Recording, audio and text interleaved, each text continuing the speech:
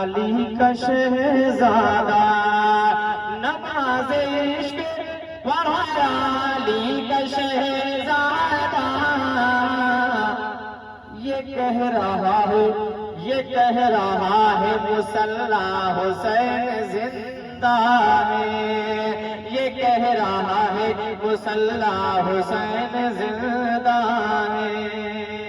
سب نے کہا حسین زندہ ہے، سب نے کہا حسین زندہ ہے، لیکن یہ شعر میں کمیٹی والوں کی جانب سے، خاص کر میں یہاں کے لوگوں کی جانب سے پہنچا رہا ہوں۔ حضرت محترم شبھان پور کے نوجوان یہاں کے لوگ کیا کہتے ہیں حسین کے بارے میں، کیسا عقیدہ رکھتے ہیں، ملاحظہ فرما لیں۔ ہمارے جسم میں جب تک یہ جان باقی ہے، آپ لوگوں کی طرف سے یہ شعر ہے، ہمارے جسم میں جب تک یہ جان باقی ہے، ہمارے جسم میں جب تک یہ جان باقی ہے، ہمارے جسم میں جب تک یہ جان باقی ہے، یہی کہیں گے، یہی کہیں گے، یہی کہیں گے ہمارے حسین زندہ ہے، یہی کہیں گے ہمارے حسین زندہ ہے، سبھی کہیں گے ہمارے حسین زندہ ہے، یہی کہیں گے ہمارے حسین زندہ ہے، لگا زمین پہ نعرہ حسین زندہ ہے، لگا زمین پہ نعرہ حسین زندہ ہے۔ حضرات محترم، میں نے 5 محرم کو میں نے فضائل امام حسین کربلا والوں کی داستان، ان کی زندگی کے کچھ پہلو پر میں نے روشنی ڈالا تھا۔ میں نے حضرات محترم، لیکن امام حسین رضی اللہ تعالیٰ عنہ مدینہ چھوڑتے ہیں تو وہ دن 3 شعبان سن 60 ہجری، 3 شعبان سن 60 ہجری کو آپ مدینہ چھوڑتے ہیں۔ مدینہ چھوڑنے کے بعد آپ مکہ گئے تو مکے والوں نے آپ کی بڑی عزت کیا اور بڑی محبت کیا، یہاں تک کہ آپ پر پھولوں کی بارشیں ہونے لگی، پھولوں کی بارش، اور لوگ بڑی عزت سے آپ کے ساتھ پیش آئے مکہ والے۔ اس کے بعد میں ادھر کوفیوں نے، ادھر کوفہ والوں نے آپ کو خط لکھنا چالو کیا، اور ایک نہیں 150 خط، 153 خط یا 189 خط حضرات محترم لکھا امام حسین کے نام کہ آپ دوبارہ واپس آ جائیں۔ حضرات محترم، المختصر امام حسین نے جب سارے خطوط کو پڑھ لیے، اس سارے خطوط کے جواب میں امام حسین نے ایک خط لکھا، کہا اے کوفہ والو، تمہارے سارے خط مجھے مل گئے ہیں۔ 10 رمضان کو امام حسین رضی اللہ تعالیٰ عنہ نے سارے خطوط حاصل کیے، اور اس کے جواب میں ایک خط امام حسین نے لکھا اور کہا اے کوفہ والو، میں اپنے بھائی مسلم کو تمہارے درمیان بھیجتا ہوں، جیسا ان کے ہاتھ پر تم بیعت ہو جاؤ، ان کے پیچھے نماز ادا کرو، اور اس کے بعد جیسا وہ ہمیں حکم دیں گے، جیسا وہ مجھے کہیں گے، میں بھی آ جاؤں گا بعد میں۔ حضرات محترم، حضرت مسلم آتے ہیں، ان کی بڑی عزت ہوتی ہے، یہاں تک کہ 3 دن کے اندر 40,000 لوگوں نے آپ کے ہاتھ پر بیعت کیا، آپ کے پیچھے نماز ادا کی، آپ کو چاروں طرف سے آپ کی بڑی محبت ہوئی، آپ سے لوگ کرنے لگے کوفہ والے، جنہوں نے حسین کو بلایا تھا، مسلم کو بلایا تھا، بڑی محبت سے لوگ پیش آئے۔ تو جب مسلم کو یقین ہو گیا کہ کوفہ والے بڑی محبت کرتے ہیں، تو جب یقین ہو گیا، کوئی دل میں خطرہ محسوس آپ نے نہیں کیا، اور یہ سوچا کہ بڑی محبت یہ لوگ کرتے ہیں، تو امام حسین کو امام حضرت مسلم نے خط لکھ دیا کہ آپ بھی تشریف لے آئیں، 3 دن کے اندر ہمارے ہاتھ پر 40,000 لوگوں نے بیعت کر لیا ہے، میرے ہاتھ پر اپنا ہاتھ دے دیا ہے۔ ادھر امام حسین کو جب یہ خط ملا، اور حضرت مسلم جو آپ کے چچازاد بھائی ہیں، بولو سبحان اللہ، جب ان کا خط مل گیا تو آپ کو یقین ہو گیا کہ کوفہ والے حقیقت میں مجھے بلانا چاہتے ہیں، حقیقت میں مجھ سے پیار کرتے ہیں، حقیقت میں مجھ سے محبت کرتے ہیں۔ حضرات محترم، تو امام حسین رضی اللہ تعالیٰ عنہ نے 3 ذی الحجہ کا وہ مہینہ ہوتا ہے جس میں ہم اور آپ قربانی کرتے ہیں اور پوری دنیا کے لوگ حج کا ارادہ بنا کر مکہ شریف یعنی خانہ کعبہ کے سامنے حاضری دیتے ہیں، طواف کرتے ہیں۔ حج کرنے کے ارادے سے پوری دنیا کے لوگ وہاں مکہ شریف جاتے ہیں۔ وہ ذی الحجہ کا مہینہ ہے۔ حضرات محترم کو 3 ذی الحجہ کو امام حسین نے فیصلہ کیا ہم مکہ چھوڑ کر کوفہ جا رہے ہیں، یعنی عراق جا رہے ہیں۔ حضرات محترم تو امام حسین نے جب ساز و سامان تیار کر لیا، نکلنے لگے تو مکہ والوں نے دیکھا حسین کہاں جا رہے ہو؟ حسین نے کہا کربلا جا رہا ہوں۔ کربلا نہیں، حسین نے کہا میں عراق جا رہا ہوں، میں کوفہ جا رہا ہوں۔ تو مکہ والوں نے کہا، حضرت سعید بن خدری نے کہا، حضرت محترم اور جابر نے کہا، ان کے علاوہ دیگر صحابہ نے کہا، مکہ والوں نے کہا اے حسین وہاں جا رہے ہو کہ جن لوگوں نے آپ کے بھائی کے ساتھ غداری کیا، آپ کے بھائی کے ساتھ دھوکہ کیا، آپ کے بھائی حسن کے ساتھ دغا بازی کیا، آپ کے باپ کو شہید کر ڈالا، کیا پھر آپ وہاں جا رہے ہو؟ وہاں آپ وفا کی امید نہ کریں، عراق والوں سے آپ وفا کی امید نہ کریں، محبت کی امید نہ کریں، آپ نہ جائیں۔ لیکن امام حسین نے کسی کی بات کو توجہ نہیں دیا اور آگے بڑھتے چلے گئے۔ حضرات محترم یہاں تک کہ 82 لوگ آپ روانہ ہوئے تھے کوفہ کے لیے، 82 لوگ۔ حضرات محترم ادھر حضرت مسلم کے ساتھ ابن زیاد نے بہت نازیبا کلمات اور آپ کو یہاں تک کی بے دردی کے ساتھ شہید کیا۔ ابھی میں اگر یہی واقعہ بتاؤں گا تو کم سے کم 1 گھنٹہ اسی واقعے میں لگ جاتا ہے، بڑا لمبا یہ واقعہ ہے پورا تفصیل کے ساتھ بیان کرنے میں۔ حضرات محترم یہاں تک کہ حضرت مسلم رضی اللہ تعالیٰ عنہ کو ابن زیاد کے حکم سے شہید کیا جاتا ہے۔ حضرات محترم اور ادھر جو کوفی دعویٰ کر رہے تھے کہ اے حسین ہم آپ کے لیے مر مٹنے کے لیے تیار ہو جائیں گے، ہم آپ کے لیے جنگ کریں گے، یزید سے ابن زیاد سے جنگ کریں گے، وہی لوگ مسلم کا ساتھ چھوڑ کر بھاگ گئے، اپنے اپنے گھروں میں چلے گئے۔ حضرت مسلم رضی اللہ تعالیٰ عنہ نے جب مغرب کی نماز پڑھی پیچھے مڑ کر دیکھا تو اس سمے خالی ہے، کوئی ہمارے ساتھ نہیں ہے، تنے تنہا حضرت مسلم اکیلے بچے۔ حضرت مسلم نے سوچا کہ میرے ساتھ 40 لوگ تھے اور شام ہوتے ہی سب لوگ میرا ساتھ چھوڑ کر چلے گئے۔ اس کو محبت نہیں کہتے ہیں، اس کو محبت نہیں کہتے ہیں، محبت اس کو کہتے ہیں جو مرتے دم تک ساتھ نہ چھوڑے، وہی محبت ہے، سچی محبت وہی ہے۔ چاہے دکھ پڑے، چاہے سکھ پڑے، چاہے جیسا پڑے، نیچا اونچا پڑے، ہر حال میں جو سنبھال لے، جو آپ کا ساتھ دے، اسی کو محبت کہا جاتا ہے۔ حضرت محترم محبت وہی ہے، لیکن اپنے جان کی حضرت جان بچانے کے لیے کوفہ والوں نے مسلم کا ساتھ چھوڑ دیا اور حضرت مسلم رضی اللہ تعالیٰ عنہ کو شہید کر دیا گیا۔ ان کے ساتھ 2 بچے آئے تھے، مسلم کے ساتھ 2 بچے آئے تھے۔ حضرت محترم ان کے 2 بچے حضرت قاضی شریف کے پاس تھے، حضرت قاضی شریف، اور جب ابن زیاد کو یہ پتا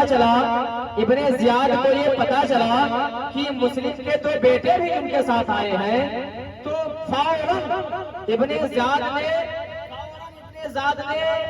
نکارہ بجوا دیا، پورے شہر کو آگاہ کر دیا، کہا جو مسلم کے بچوں کو پکڑ کے لائے گا، جو مسلم کے بچوں کو پکڑ کر میرے ساتھ لائے گا، انہیں مال دولت سے نوازا جائے گا، انہیں مال سے دولت سے نوازا جائے گا۔ حضرات محترم اور جو مسلم کے بچوں کو پناہ دے گا اسے سزا دیا جائے گا۔ کس نے کہا؟ یہ کس نے کہا؟ ابن زیاد جو کوفہ کا گورنر تھا، ابن زیاد نے کہا جو مسلم کے بچوں کو پناہ دے گا اسے ہم سزا دیں گے، جو مسلم کے بچوں کو پکڑ کے لائے گا اسے ہم مال و دولت سے نوازیں گے۔ اب مال و دولت کی بھوک میں بہت سارے سپاہی نکل پڑے، بہت سارے کوفہ والے نکل پڑے بچوں کو تلاشنے میں۔ حضرت محترم جیسے ہی قاضی شریف کو پتا چلا کہ ابن زیاد نے گورنر نے اعلان کروا دیا ہے، فوراً قاضی شریف نے اپنے بیٹے اسد کو بلایا، کہا بیٹا ان بچوں کو باب العراقین سے ایک قافلہ روانہ ہونے والا ہے جو مدینہ جا رہا ہے، اسی مدینہ باب العراقین چلے جاؤ اور وہاں پہ قافلہ والوں کے ساتھ ان بچوں کو کر دو۔ یعنی عراق سے کچھ قافلہ مدینہ جانے والا تھا تو قاضی شریف نے اپنے بیٹے سے کہا اسی قافلہ والوں کے ساتھ ان بچوں کو جا کر چھوڑاؤ، کسی اچھے آدمی کے سپرد کر دینا، ان بچوں کو جو صحیح سلامت ان بچوں کو مدینہ بھیج دو، واپس مدینہ پہنچا دے گا۔ آپ کا بیٹا ان بچوں کی انگلی پکڑ کر لے جاتا ہے، باب العراقین پہنچتا ہے، پہنچنے کے بعد پتا چلا کہ قافلہ تھوڑی دیر پہلے نکل چکا ہے، قافلہ تھوڑی دیر پہلے نکل چکا ہے۔ حضرت مسلم کے بیٹے اور جو قاضی شریف کا بیٹا کہتا ہے اے بچوں काफिला थोड़ी देर पहले निकला है और दौड़ो, काफिला वालों के साथ मिल जाओ। अपना भी थोड़ी देर अपना भी दौड़ा, बच्चों की उंगलियां पकड़कर तेजी से चल रहा है और कहने लगा कि देखो है बच्चों, वो गर्दो गुबार उड़ रहा है, वही काफिला जा रहा है, आओ तेजी से दौड़ो, काफिला वालों के साथ हो जाओ, काफिले में जाकर मिल जाओ। हजरत मोहतरम वो छोड़कर काजी शुरे का बेटा चला आता है। अब छोटे छोटे बच्चे हैं, बचपने का जमाना है, रास्ता नहीं जानते हैं। हजरत मोहतरम अगर हमारे और आपके बच्चे हैं, कहीं अगर उनको अजनबी जगह पर छोड़ दिया जाए तो उनको क्या पता कौन सा रास्ता कहाँ जाता है, कौन सा रास्ता कहाँ जाता है। छोटे छोटे बच्चे हैं, नहीं मालूम है कि ये रास्ता कहाँ जाता है। हजरत मोहतरम वो बच्चा छोड़कर चला आता है। ये बच्चे दौड़ने लगते हैं, लेकिन कैसे दौड़ते, बच्चे नाजों में पाले गए हैं। हजरत मोहतरम वो बच्चे जो है दौड़ रहे हैं, दौड़ते दौड़ते आपके बच्चों के पैर जख्मी हो गए। हजरत मोहतरम अगर कोई छोटा भाई अगर लड़खड़ा कर गिरता है तो बड़ा भाई मोहब्बत से संभाल लेता है, बड़ा भाई उसे मोहब्बत से उठाता है। अगर कहीं बड़ा भाई गिर जाता है तो छोटा भाई मोहब्बत से उठाता है, संभालता है। ये बच्चे दौड़ते जा रहे हैं और उधर जो है इब्ने ज़ियाद का ऐलान सुनने के बाद बहुत से दौलत के लालचमंद लोग निकल पड़े थे बच्चों की तलाश में कि अगर हमें बच्चे दस्तयाब हो गए, अगर हमें बच्चे मिल जाएंगे तो इनको ले जाकर हम इब्ने ज़ियाद की बारगाह में पेश कर देंगे, दरबार में गवर्नर हाउस में पेश कर देंगे और हमें दौलत मिल जाएगा, हमें माल मिल जाएगा। यहाँ तक कि कुछ सिपाही तलाश रहे थे और वो बच्चों को मिल गए। सिपाहियों के हाथ वो बच्चे लग जाते हैं, फौरन सिपाही उन बच्चों को पकड़ लेते हैं गिरफ्तार करके और इब्ने ज़ियाद के पास ले जाते हैं। किसके पास? इब्ने ज़ियाद के पास, उबैदुल्लाह बिन ज़ियाद, इब्ने ज़ियाद हज़रत मोहतरम ले जाते हैं। तो इब्ने ज़ियाद ने कहा, इन बच्चों को देखा, उसके बाद में कहा इन बच्चों को जेल में डाल दो, जब तक इन बच्चे जेल में रहेंगे। और उसने इब्ने ज़ियाद ने कहा, मैं खत लिखता हूँ यजीद को और यजीद को इन बच्चों के बारे में मैं खबर करता हूँ, यजीद का जैसा हुक्म होगा वैसा सलूक इन बच्चों के साथ करेंगे, यानी जैसा यजीद कहेगा वैसा सलूक इन बच्चों के साथ हम करेंगे। हज़रत मोहतरम तो उन बच्चों को जब जेल में डाला गया, बंद कर दिया गया, लेकिन आपको मालूम नहीं है जो जेल का दारोगा था, यानी जिसे जेलर कहा जाता है, हज़रत जिसे जेलर कहा जाता है, वो जेलर भले ही नौकरी करता था वो गवर्नमेंट की, भले ही नौकरी करता था यजीद की हुकूमत में नौकर था, कर्मचारी था, लेकिन उसके दिलों पे राज इमाम हुसैन का था। बोलो सुभान अल्लाह। वो इमाम हुसैन से मोहब्बत करता था, उनके खानदान वाले से मोहब्बत करता था, उनके बच्चों से मोहब्बत करता था। जो जेलर था उसका नाम था मशकूर। क्या नाम था? मशकूर। वो जेलर ने देखा, जब बच्चों को देखा और बच्चों की बेबसी को देखा, हज़रत मोहतरम बच्चों के चेहरे कुमलाए हुए हैं जैसे फूल से मुरझाए हुए हैं। हज़रत मोहतरम तो बच्चों पर रहम आया और जेलर ने बच्चों को जेल से निकाला और अपने कमरे में लेकर आया। और उसके बाद रिवायत में मैंने पढ़ा है, रिवायत तिबरी की रिवायत से हज़रत मोहतरम मैंने देखा, मैंने पढ़ा है कि बच्चों को अपने कमरे में लेकर आता है, नहलाता है, धुलाता है। हज़रत मोहतरम उनके बच्चों के बाल में तेल करता है, तेल लगाता है और उसके बाद अपने हाथों से खाना खिलाता है। बोलो सुभान अल्लाह। वो जेलर अपने हाथों से खाना खिलाता है और उसके बाद में कहता है, बेटे घबराओ नहीं। हज़रत मोहतरम जेलर है, जेलर है, वो सोचता है अगर बच्चों को मैं रिहा कर देता हूँ, बच्चों को मैं छोड़ देता हूँ तो मेरी नौकरी चली जाएगी, नौकरी तो दूर की बात है, हो सकता है मेरी जान चली जाए। हज़रत मोहतरम वो जेलर सोचता रहा कि अगर मैं बच्चों को नहीं छोड़ूंगा तो हो सकता है बच्चों की जान चली जाए। और जेलर ने सोचा अगर बच्चों को मैं रिहा कर देता हूँ तो हो सकता है मेरी जान चली जाए। लेकिन जेलर ने फैसला किया, सोचो फिक्र में मशगूल है, आखिरकार उसने दिल ने फैसला किया कि बच्चों को रिहा कर दो, हो सकता है तुम्हारी जान चली जाए। हज़रत मोहतरम उसने अपनी जान को उन बच्चों के जान पे कुर्बान कर दिया। बोले सुभान अल्लाह। हज़रत मोहतरम और उसने उस जेलर ने ये फैसला किया कि मैं बच्चों को छोड़ दूंगा, हो सकता भले ही मेरी जान चली जाए। और उसके बाद में बच्चों से कहा, बच्चे घबराओ नहीं, ये मेरी अंगूठी ले लो, ये मेरी निशानी है। ये रास्ता वो जेल से बाहर निकाल कर दिखाया कि ये कादसिया होके जाता है और ये रास्ता कादसिया जाता है। और जब तुम कादसिया पहुंच जाना, ये रास्ता छोड़ना नहीं, इसी रास्ते पर सीधे चले जाना। जब तुम कादसिया पहुंचना, कादसिया एक शहर है, एक आबादी है, वहां मेरा भाई कोतवाल है। बोलो सुभान अल्लाह। और जब तुम वहां जाना तो मेरे भाई को ये अंगूठी दे देना, ये निशानी दे देना اور جب تم یہ نشانی میرے بھائی کو دو گے تو میرا بھائی تمہیں آسانی کے ساتھ مدینہ پہنچا دے گا. بولو سبحان اللہ. مدینہ پہنچا دے گا. حضرت محترم اب بچوں کی جان میں جان آتی ہے، لیکن حضرت محترم وہ بچے چل دیتے ہیں، دوڑنے لگتے ہیں، لیکن بچوں کو کیا پتا کہ یہ راستہ کہاں جاتا ہے. حضرت محترم رات کی تنہائی ہے، رات کا سناٹا ہے، رات کا اندھیرا ہے، بچے چل دیتے ہیں، دوڑنے لگتے ہیں، یہاں تک کہ بچے جس راستے پر بچوں کو جانا تھا وہ راستہ بھول جاتے ہیں، دوسرے راستے پر چلے جاتے ہیں. حضرت محترم بڑی تیزی کے ساتھ بچے دوڑ رہے ہیں. حضرت محترم چلتے چلتے دوڑتے دوڑتے بچوں کے پیر میں زخم ہو گئے ہیں. حضرت محترم چاند سے جیسے چہرے ہیں، وہ بچے کیا چلتے کیا دوڑتے، بھاگ کا سایہ سب سر سے اڑ چکا ہے. حضرت محترم اگر چھوٹا بھائی کہیں گرتا ہے تو بڑا اٹھاتا ہے، بڑا سنبھالتا ہے، بڑا گرتا ہے تو چھوٹا سنبھالتا ہے. اور کیا دیکھا، رات بھر بچے دوڑے، بڑی محنت سے سفر کیے، لیکن جب صبح کی سفیدی نمودار ہوتی تو کیا دیکھا کہ جہاں سے چلے تھے وہی آتے کھڑی ہوئی، یعنی گھوم گھما کے.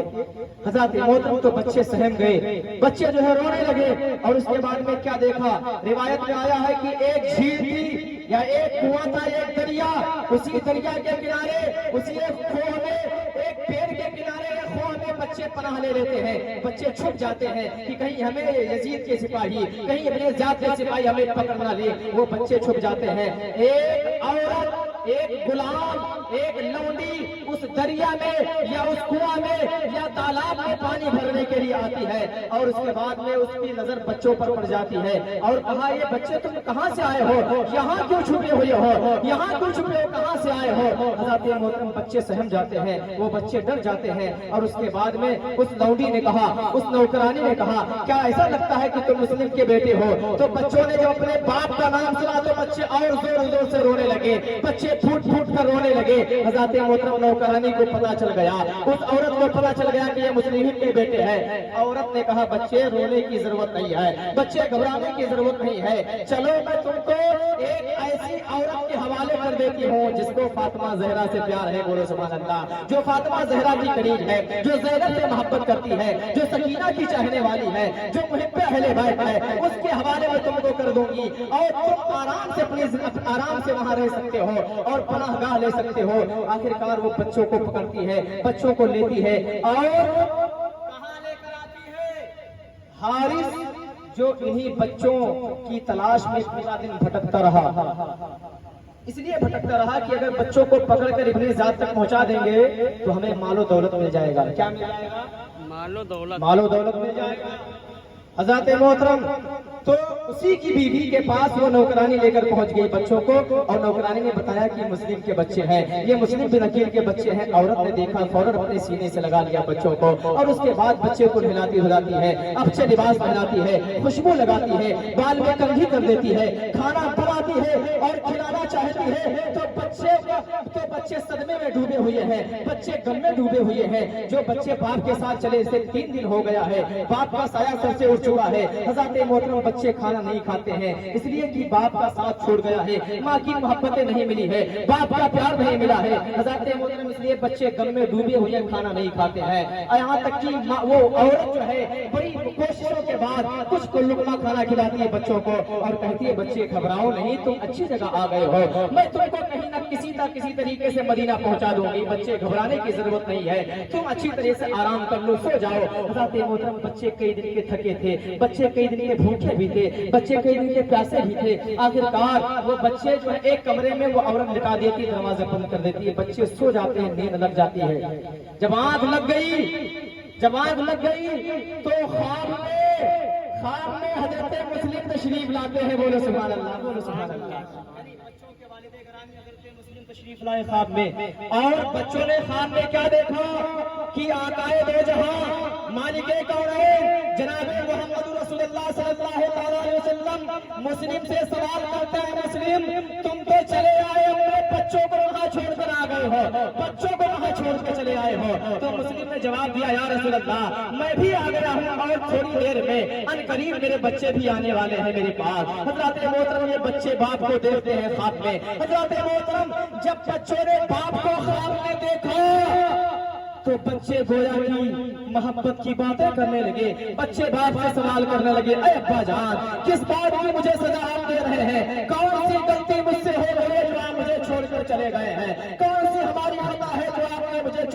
چلے گئے ہیں. یہاں میں نے کئی دن سے کھانا نہیں کھایا ہے, میں نے پانی نہیں پیا ہے. ابا جان آپ کا پیار نہیں ملا ہے, ابا جان آپ کی محبت نہیں ملی ہے. ہم آپ کے محبت کے بغیر نہیں رہ سکتے ہیں, آپ کے پیار کے بغیر میں نہیں رہ سکتا ہوں, اور آپ کے بغیر میری زندگی ادھوری ہے. ہمیں عید میں کپڑے کون دلائے گا, ہماری پرورش کون کرے گا, ہمارا پالن پوشن کون کرے گا. ابا جان کون سی مجھ سے غلطی ہو گئی ہے. حضرت محترم گویا کی محبت کی بات ہے, وہ بچے اپنے باپ سے کرتے جا رہے ہیں, اور یہاں تک کہ دونوں بھائی کے خواب میں حضرت مسلم تشریف لاتے ہیں. بچے روتے ہوئے ان کی آنکھ کھل جاتی ہے اور اٹھ کے بیٹھ جاتے ہیں. جب بچے اٹھ کے بیٹھ گئے تو بڑا بھائی نے بتایا کہ یہ بھائی ابھی ابا آئے تھے. چھوٹے بھائی نے کہا ہاں بڑے بھائی ابھی ابا خواب میں آئے تھے, اور وہ یہ کہہ رہے تھے کہ میرے بچے بھی ابھی میرے پاس آنے والے ہیں. تو دونوں باپ کی محبت میں دونوں بھائی گلے مل کر رونے لگے. حضرت محترم تب تک یہ جلاد, یہ خبیث, یہ ناری, یہ جہنمی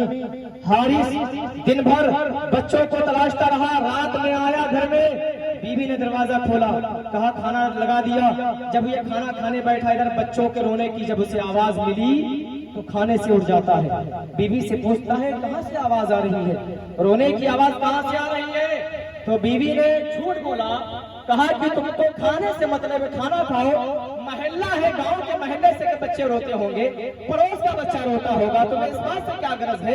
بیوی نے جھوٹ بولا بچوں کو بچانے کے لیے, لیکن نہیں, وہ کھانے سے اٹھ پڑا. کہا میرے گھر میں کہیں آواز آ رہی ہے. اور وہ جب چراغ جلا رہا ہے, چراغ جلانے کے بعد دروازہ کھولا, کمرہ کھولتا ہے تو کیا دیکھتا ہے کہ دو بچے موجود ہیں. وہ بچے آپس میں گلے مل کر رو رہے ہیں. کیا دیکھتا ہے, اور بچوں کے قریب گیا, کہا کون ہو, اے بچے تم کون ہو. بتا دیا تھا بیٹا گھبراؤ نہیں, یہ تمہارا ہی گھر ہے. تو بچوں کو اطمینان ہو گیا تھا. تو بچے برجستہ جواب دیتے ہیں کہ میں مسلم کا بیٹا ہوں. بولو سبحان اللہ, ہم مسلم کے بیٹے ہیں. تو جیسے ہی یہ حارث, یہ جہنمی بدبخت جیسے ہی کہا سنا کہ تم یہ مسلم کے بیٹے, فوراً آگ ببولا ہو گیا. فوراً یہ بچوں کے قریب گیا اور بچوں کے منہ پہ تماشے مارنے لگا. حضرت محترم بچوں کی زلفیں پکڑ کر لڑانے لگا.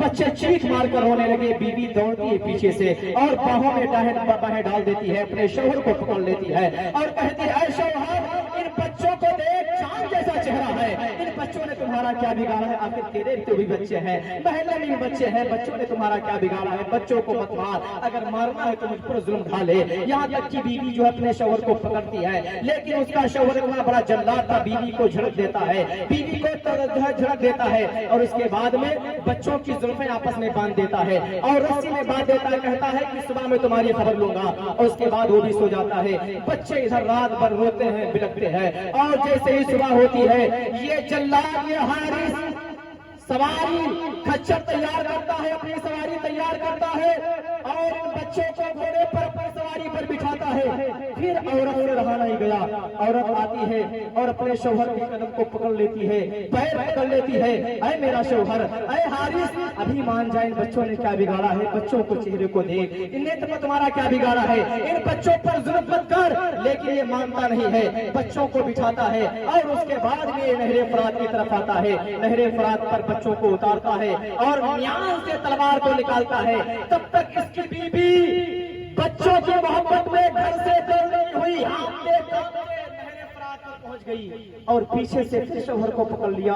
کہتی ہے اے شوہر, اے میرا شوہر, ابھی بھی بچوں کو چھوڑ دے, بچوں کو تکلیف مت دے, ان بچوں کو قتل کرنے سے کیا ملے گا. تو اس کا شوہر کہتا ہے, حارث کہتا ہے, مجھے جو گورنر ہے ابن زیاد مجھے مال و دولت سے نوازے گا, مجھے انعام دے گا. وہ عورت کہتی ہے اگر ان بچوں کو تو قتل کر دے گا جہنمی ہو جائے گا, لیکن اس کے دولت کی محبت تھی, وہ آخر نہیں مانتا ہے. حضرات محترم, وہ اس عورت نے بڑی کوشش کیا اپنے پتی کو, اپنے شوہر کو سمجھانے کے لیے, لیکن اس کا شوہر حارث نہیں مانتا ہے. تو بیوی نے کہا, حضرات محترم ملاحظہ فرما لیں, کیوں فاطمہ زہرا کو, کیوں فاطمہ زہرا کو رلاتا ہے کفن میں, ارے تو پھول تو رہنے دے محمد کے چمن میں, تو پھول تو رہنے دے محمد کے چمن میں, کیوں فاطمہ زہرا کو رلاتا ہے کفن میں, ارے تو پھول محمد کے چمن میں، وہ عورت کہتی جا رہی ہے لیکن وہ مانتا نہیں ہے۔ آخرکار اس نے جب تلوار کو ہوا میں لہرایا، حضرت محترم بڑا بھائی دوڑ کر سامنے آ گیا، کہتا ہے کہ مجھے پہلے قتل کر دے جلاد، تو نہیں مانتا ہے تو پہلے مجھے قتل کر دے، کیونکہ یہ میرا چھوٹا بھائی ہے، میں نہیں دیکھ سکتا اپنے بھائی کو قتل ہوتے۔ حضرت محترم وہ جلاد جب دوسری بار تلوار کو اٹھاتا ہے بڑے بھائی کی طرف، فوراً چھوٹا بھائی دوڑ کر آگے آ گیا، کہتا اے جلاد اگر تو قتل کرنا چاہتا ہے، یہ میرا بڑا بھائی مجھ سے محبت کرتا ہے، راستے میں میری بہت مدد کیا ہے، جب میں گرتا رہا میرا بھائی مجھے سنبھالتا رہا، میرا بھائی مجھے اٹھاتا رہا، پہلے مجھے قتل کر دے، میں اپنی آنکھوں سے نہیں دے سکتا ہوں کہ میرے بھائی کو قتل کر۔ حضرت محترم یہاں تک کہ وہ آدمی، وہ ناہنجار، وہ جہنمی ہوا میں تلوار لہراتا ہے اور 2 بچوں کو شہید کر دیتا۔ انا للہ و انا الیہ راجعون۔ حضرت محترم دیکھو، یہ بچوں کے سر مبارک کو لے کر ایک ٹوکرے میں بند کرتا ہے اور لے کر ابن زیاد کے پاس پہنچا۔ ابن زیاد نے کہا کیا لے کے آئے ہو؟ تو یہ بڑے فخر سے کہا، ٹوکرا کھولتا ہے، کہتا ہے یہ مسلم کے بچوں کا سر لے کے آیا ہوں۔ ابن زیاد نے کہا، سر کو دیکھ کر، بچوں کے چہرے کو دیکھ کر حضرت محترم ابن زیاد ببولا ہو گیا اور کہا میں نے تو صرف یہ کہا تھا جس کے پاس مسلم کے بچے ہو میرے حوالے کر دے، جو مسلم کے بچوں کو زندہ لے کر آئے گا اسے ہم مال و دولت سے نوازیں گے، تم نے تو بچوں کا سر لے کر آ گئے ہو۔ اب میں نے یزید کو خط لکھ دیا ہے، اگر یزید نے مجھ سے بچوں کو زندہ مانگ لیا تو میں بچے کہاں سے لے کر آؤں گا؟ اب تمہاری سزا یہ ہے، تم سے کس نے کہا تھا کہ بچوں کو قتل کر دو؟ کس نے تم سے کہا تھا؟ تم نے اپنی مرضی سے بچوں کو قتل کر دیا۔ دیکھو جو اہل بیت کا خون، جو فاطمہ کے بچوں کا خون ناحق بہایا، اللہ کا عذاب اس پر نازل ہو گیا، اللہ کا عذاب اس پہ نازل ہو گیا محترم۔ اور وہ کہتا ہے ابن زیاد نے حکم دیا، جس طریقے سے اس نے بچوں کو قتل کیا ہے، اس سے دردناک اس کو قتل کیا جائے، اس کا ہاتھ کاٹ دیا جائے، اس کا پیر کاٹ دیا جائے، اس کو سریعام پھانسی پر لٹکا دیا جائے۔ حضرت محترم یہاں تک کی جو ہے بچوں کا خون اس نے بہایا تھا اور اس پر اللہ کا عذاب نازل ہو گیا، جلاد کے ہاتھوں سے جلاد مارا۔ یہ اللہ کی نقشہ دیکھیے، یہ اللہ کی شان دیکھیے، جلاد کے ہاتھوں سے، ظالم کے ہاتھوں سے ظالم پر حضرت محترم پروردگار چاہے تو کیا نہیں کر سکتا ہے۔ لیکن آپ دیکھو، لیکن جو میدان کربلا کا منظر پیش آیا، 72 لوگ شہید ہوئے، یہ رب کی منشا تھی۔ حضرت محترم انہوں نے اپنے خون سے سینچا ہے۔ قرآن پاک کا دوسرا پارہ ہے، ان اللہ مع الصابرین، صبر کرنے والوں کے ساتھ اللہ ہے۔ یہی آیت کریمہ، اسی کا ٹرانسلیٹ، اسی کا ترجمہ میدان کربلا میں امام حسین نے بیان کیا، پوری دنیا میں پھیلایا کہ اگر کتنی بھی مصیبت تمہارے ساتھ سامنے آئے تب بھی تم صبر کا دامن مت چھوڑو، جب تم صبر کرو گے تو اللہ کی رحمت تمہارے لیے ہے، اللہ کی محبت تمہارے لیے ہے، اللہ کی مدد تمہارے لیے ہے۔ حضرت محترم صبر کا دامن کبھی آپ مت چھوڑو۔ حضرت محترم قرآن پاک کا اعلان ہے، ان اللہ مع الصابرین۔ امام حسین میدان کربلا میں صبر کرنے آئے تھے، بولو سبحان اللہ، میدان کربلا میں صبر کرنے آئے تھے حضرت محترم کو۔ اسی لیے کسی شاعر نے کہا ہے کہ صبر دینے آئے تھے ہمیں صبر و رضا کی، دینے آئے تھے ہمیں صبر و رضا کی تعلیم، ورنہ لاکھوں کے لیے تھے وہ 72 کافی، 72 کافی۔ حضرت محترم اب آپ دیکھ رہے ہیں ممبر شریف پر ایک طرف مصباحی صاحب قبلہ بیٹھے ہیں، حضرت علامہ مولانا مشتاق احمد صاحب قبلہ مصباحی، دوسری طرف قاری چمن قادری صاحب، مولانا چمن قادری صاحب بیٹھے ہیں، تیسری طرف آپ کے خطیب و امام قاری شریف تشریف رکھتے ہیں۔ ابھی یہ خطیب اور آنے والے ہیں جو کبھی سراوستی سے آنے والے ہیں، انشاءاللہ تعالیٰ ان کا آخری میں خطاب ہوگا۔ میں بھی چاہتا ہوں کہ حضرات محترم یہ علماء کرام آئے ہیں تو ان سے بھی آپ کچھ نہ کچھ سماعت فرمائیں، ہے کہ نہیں؟ ہے کہ ان سے بھی آپ کچھ نہ کچھ سماعت فرمائیں۔ بس 2-3 شعر پڑھ کر کربلا والوں کی شان میں، اس کے بعد میں اپنی بات کو میں اختتام پذیر کروں گا۔ درود پاک میں اللہم صلی علی سیدنا نبینا شفیعنا مولانا محمد بارک وسلم، صلاۃ و سلام علیک سیدی یا رسول اللہ، صلاۃ و سلام علیک سیدی یا صلی اللہ علیہ وسلم بارک علیہ۔ کربلا میں سر کٹایا ہے، سبحان اللہ بے شک کربلا میں سر کٹایا ہے علی کے لال نے بے شک بے شک کربلا میں سر کٹایا ہے علی کے لال نے کربلا میں سر کٹایا ہے علی کے لال نے علی کے لال کی بات آ گئی محبت سے بولو یا حسین یا یا حسین حسین یا حسین کربلا میں سر کٹایا ہے علی کے لال نے کربلا میں سر کٹایا ہے علی کے لال نے دین کا ڈنکا بجایا ہے علی کے لال نے دین کا ڈنکا بجایا ہے علی کے لال نے دین کا ڈنکا بجایا ہے علی کے لال نے نعرے تکبیر، اللہ اکبر نعرے رسالت، یا رسول اللہ نعرے رسالت، یا رسول جشن اللہ شہدائے کربلا، زندہ آباد جشن شہدائے کربلا، زندہ آباد نعرے تکبیر، اللہ اکبر نعرے رسالت، یا رسول اللہ سبحان اللہ سبحان اللہ ماشاء اللہ۔ دین کا ڈنکا ایک بار یہ شعر بہت اچھا شعر ہے میرے ساتھ پڑھ لیجئے ہو سکتا ہے آپ کی آواز کربلا تک پہنچ جائے بولو یا حسین یا میرے ساتھ حسین پڑھیے کہ دین کا ڈنکا بجایا ہے علی کے لال نے دین کا ڈنکا بجایا ہے علی کے لال نے دین کا ڈنکا بجایا ہے علی کے لال نے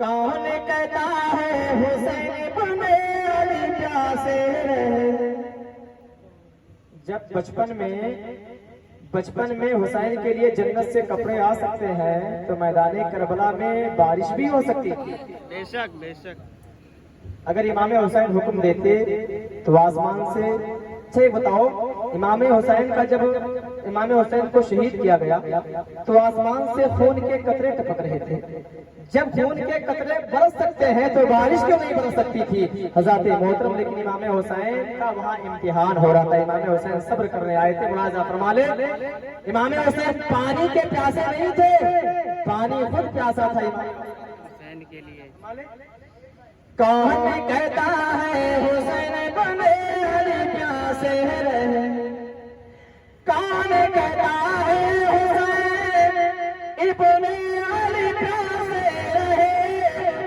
کون کہتا ہے حسین ابن علی پیاسے رہے پانی کو پانی پلایا ہے علی کے لال نے پانی کو پانی ارے پانی کو پانی پلایا ہے علی کے لال نے پانی کو پانی کو پانی پلایا ہے علی کے لال نے تھر تھر آتا ہے زمانہ موت ہی کے نام سے ایک مثال میں آپ کو دے دوں اگر کسی آدمی کو یہ پتا چل جائے کہ میں فلاں جگہ جاؤں گا یا فلاں راستے پر جاؤں گا تو وہ راستہ میرے لیے خطرہ ہے یا فلاں جگہ میں جاتا ہوں تو وہاں کے لوگ میرے لیے خطرہ بن جائیں گے تو حضرات محترم ایسی جگہوں پر آدمی کبھی زندگی بھر نہیں جائے گا پوری زندگی نہیں جائے گا اس لیے کہ وہ جانتا ہے کہ میرے لیے وہاں خطرہ ہے حضرات محترم آپ دیکھیے ٹرانسفارمر جو لگا ہوتا ہے پاور ہاؤس بجلی کا وہاں پر لکھا ہوتا ہے یہاں خطرہ ہے اب اس کے قریب کوئی جاتا نہیں ہے اس لیے اس کے قریب جو جائے گا وہ اس کا کام تمام ہو جائے گا اس کا کام تمام ہو جائے گا تو بڑی آدمی اس کے کنارے کوئی نہیں جاتا ہے حضرات محترم لیکن میں جانتا ہوں کہ امام حسین جانتے ہیں کربلا جاؤں گا تو شہید کر دیا جاؤں گا اے امام حسین پھر بھی کربلا کی طرف بڑھتے جا رہے ہیں ملاحظہ فرما لیں حضرت امام حسین جانتے ہیں کہ کربلا جاؤں گا تو شہید کر دیا جاؤں گا لیکن موت کی طرف امام حسین بڑھتے چلے جا رہے ہیں بولو سبحان اللہ امام حسین آپ کے جذبے کو سلام ہو امام حسین آپ کی ہمت کو سلام ہو امام حسین آپ کے مرتبے کو سلام ہو امام حسین آپ کی شجاعت کو سلام ہو امام حسین آپ کی ہمت کو سلام ہو حضرت محترم امام حسین رضی اللہ تعالیٰ عنہ بڑھتے جا رہے ہیں ملاحظہ فرما لیں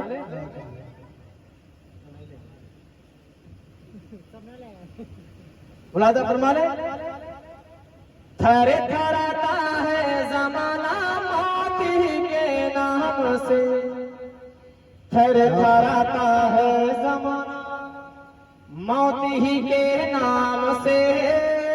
लहके बोले या हुसैन, या हुसैन। थराता है जमाना मौत ही के नाम से, थर थराता है जमाना मौत ही के नाम से। अरे मौत से पंजा लड़ाया है अली के लाल ने, मौत से पंजा लड़ाया है अली के लाल ने, मौत से पंजा लड़ाया है अली के लाल ने। और अज़मत काबा बचाया है अली के लाल ने, अज़मत काबा बढ़ाया है अली के लाल ने, अज़मत काबा बढ़ाया है अली के लाल ने। सर नहीं सजदा बचाया है अली के लाल ने, सर नहीं सजदा बचाया है अली के लाल ने, सर नहीं सजदा बचाया है अली के लाल ने, सर नहीं सजदा बचाया है अली के लाल ने, सर नहीं सजदा बचाया है अली के लाल ने। दीन का डंका बजाया है अली के लाल ने। अगली बार जो कमेटी वालों ने कहा था वो शेर पढ़ने के लिए, लेकिन टाइम मेरे ख्याल टाइम ज्यादा हो गया था, तो 2 शेर मुलाजा फरमा लें। उसके बाद मौलाना मुश्ताक साहब बैठे हैं, कारी शमीम साहब, कारी चमन कादरी साहब बैठे हैं। हजरत मोहतरम, ये पूर्वी जबान में है, मादरी जबान में है, लेकिन ये शेर जब इमाम हुसैन मदीना छोड़कर चलने लगे तब किसी शायर ने उसी मोहब्बत के अंदाज में अपने शेर को कहा है। मुलाजा फरमा ले। मुझे भी ये शेर बहुत मुझे अच्छा लगता है। बहुत पुराना कलाम है ये, बहुत पुराना कलाम है, लेकिन जब भी ये पढ़ा जाता है तो ऐसा लगता है कि अभी लिखा गया हो। बोलो सुभान अल्लाह। ये कलाम जब भी पढ़ा जाता है तो ऐसा लगता है कि ये अभी लिखा गया, अभी रकम किया गया है। मुलाजा फरमा ले। इरशाद। सोना लागे मदीना हुसैन बिना, सुभान अल्लाह। बेशक सोना लागे मदीना हुसैन बिना। कारी शमीम साहब किबला बैठे हैं, तो इन्होंने कहा था, एक शेर मुझे याद दिलाया था कि करबला में न मिला उनको जरा सा। लगभग आधा घंटा हजरत को शेर याद भी है। अगर आप चाहें तो ये शेर सुन सकते हैं। बहुत पुराना कलाम है ये और बहुत मशहूर जमाना कलाम है। हजरत मोहतरम की करबला में न मिला उनको जरा सा पानी, सैयदों के लिए था, सैयदों के लिए खून से महंगा पानी। सुभान अल्लाह। बहुत पुराना कलाम है, हम लोग बचपन में पढ़ते थे हजरत मोहतरम। लेकिन आज मैं ये चाहूंगा कि कारी शमीम साहब किबला आज ये नाशरी करबला में न मिला उनको जरा सा पानी। हजरत मोहतरम, पुराना कलाम ये है और जो मैं पढ़ने जा रहा हूँ ये भी पुराना कलाम है, लेकिन बहुत मजा आएगा। बोलो या रसूल अल्लाह। सोना लागे मदीना हुसैन बिना, सोना लागे मदीना हुसैन बिना, सोना लागे मदीना हुसैन बिना, सोना लागे मदीना हुसैन बिना। रोए अर्श कज़ीना हुसैन बिना, रोए अर्श कज़ीना हुसैन बिना। सोना लागे मदीना हुसैन बिना, रोए अर्श कज़ीना हुसैन बिना। सोना हुसैन बिना। हजरत सकीना जब बाप का साया सर से उठ गया, जब ईद का दिन आता है तो ईद के दिन में हजरत सकीना बाप की याद को, भाई की मोहब्बत को याद करके रोती हैं और क्या कहती हैं? कैसे मनाई वो ईद के दिन कैसे मनाई वो ईद के दिन, कैसे मनाई वो ईद के दिन, कैसे सजाई वो घरवा गनावा, कैसे सजाई वो घरवा गनावा, कैसे मनाई वो ईद के दिन, और कैसे सजाई वो घरवा गनावा। रो रो बोली सकीना हुसैन बिना, रो रो बोली सकीना हुसैन बिना, रो रो बोली सकीना हुसैन बिना, सोना लागे मदीना। एक बार मेरे साथ पढ़ लीजिए, मजा आ जाएगा, पढ़िए। सोना लागे मदीना हुसैन बिना, सोना लागे मदीना हुसैन बिना। असगर रोए अकबर रोए, असगर रोए अकबर रोए, ज़ैनब रोए सकीना भी रोए, असगर रोए अकबर रोए, ज़ैनब रोए सकीना भी रोए, रोए सारा मदीना हुसैन बिना, रोए सारा मदीना हुसैन बिना, सोना लागे मदीना हुसैन बिना, रोए अर्श गज़ीना हुसैन बिना। नाना की नमाजों ने मुसल्ला नहीं छोड़ा, सर तन से जुदा हो गया सजदा नहीं छोड़ा, आती है सदा आज भी करबल की जमीन से, ज़ैनब ने किसी हाल में पर्दा नहीं छोड़ा, मांगो दुआ हुसैन से खाली न जाएगी, बात उनकी खुद खुदा से भी टाली न जाएगी, यादें गमे हुसैन में आंसू बहा के देख, इतनी खुशी मिलेगी संभाली न जाएगी। हजरत मोहतरम अशफाक भाई ने कहा था जहां से आप छोड़ेंगे, जितने मौलाना तकरीर बोलेंगे वहां से वो बयान करेंगे। हजरत मोहतरम, तो मैंने करबला का सफर, इमाम हुसैन का सफर मदीना से मक्का, मक्का से लेकर कूफा और उसके बाद में